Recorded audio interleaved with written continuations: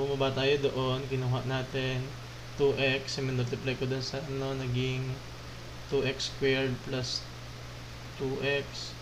And then, ito namang 4, i-multiply ko doon sa 4, maging 12. Oh, no. 4x, tapos minus 12, yun na siya. And then, yung kabila, inilipat ko doon, so naging ito na siya.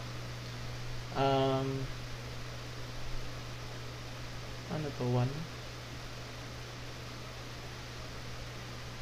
1 yun, 1. Wait lang ha. 1 to 1. Okay? Ano yun? Oo, sa amin yun yung gamit. Siya pa rin pala, no? Si Singer pa din pala. Okay. So, na-add na natin. Ito na. Napa-factor ba to? 38.